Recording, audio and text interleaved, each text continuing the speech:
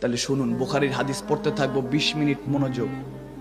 যে হুজুর সিদ্দিক আকবর, আবু বকর, তিনি কিভাবে রসুলকে পাইলেন, কিভাবে আল্লাহকে পাইলেন, সানি ইয়াসনাইন কিভাবে হইলেন?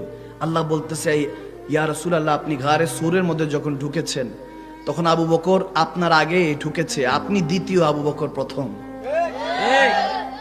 মুহাদ্দিসিনরা একটু ইখতিলাফ করেছেন যে আমার নবী প্রথম, আবু বকর পরে। বলে না, এদিকে শান আগে আবু বকরের এই জন্য এসেছে যে আবু বকর আগে ঢুকেছে, বলেছে ইয়া রাসূলুল্লাহ গর্ত, এখানে গুহা, সাপ বিচ্ছু থাকতে পারে, ইয়া রাসূলুল্লাহ আপনাকে কিছু হতে দিব না যতক্ষণ পর্যন্ত আবু বকর বেঁচে আছে।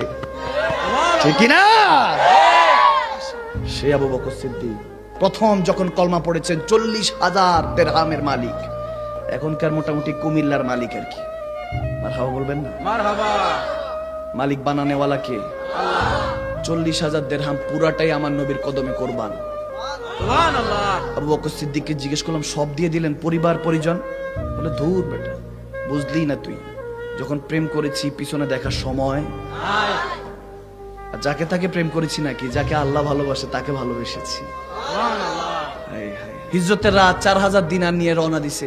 আমার রসুলের যদি কোনো কিছু লাগে, যদি প্রয়োজন মিটাতে হয়, ওনার আব্বাজান ছিলেন নাবিনা, ছিলেন অন্ধ, ছিলেন, বুঝতেন না। আসমা বিনতে আবু বকর, আমার আবু বকর সিদ্দিকের মেয়ে, ওনাকে বলতেছেন তোমার দাদা চোখে দেখবেন, একটা গর্ত করে দিলাম, এখানের মধ্যে কিছু পাতা টাতা রেখে দিলাম, ঢাকনা দিয়ে দিলাম, যদি টাকা পয়সা যে আবু বকর কি সব দিয়ে দিয়েছে দয়াল নবীর কদমে না কিছু রেখে গিয়েছে?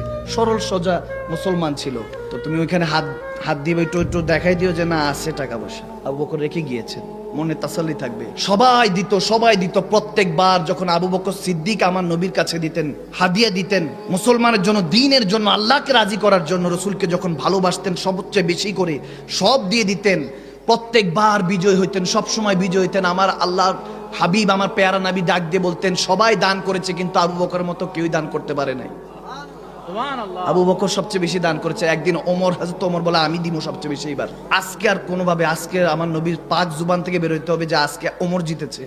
মক্কা ফাতের পরে আসছিল এক সাহাবা, নাম কেউ আসতে, এখনকার যেরকম নাম কেউ আসতে মৌলবী, এই দাড়ির মধ্যে, টুপির মধ্যে, এগুলোর মধ্যে ইসলাম না, ইসলাম ভিতরে, ঈমান ভিতরের নাম।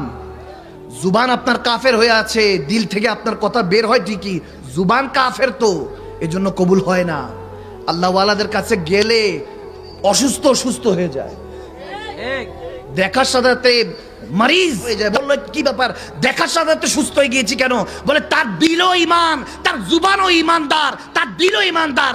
বলা লাগে নাই, দেখার সাথে ইজা রুযুকির আল্লাহ, ওই যে আমার নবী বলেছেন, এক আশিক যখন আরেক আশিককে দেখে তখন আল্লাহর কথা মনে পড়ে। সুবহানাল্লাহ।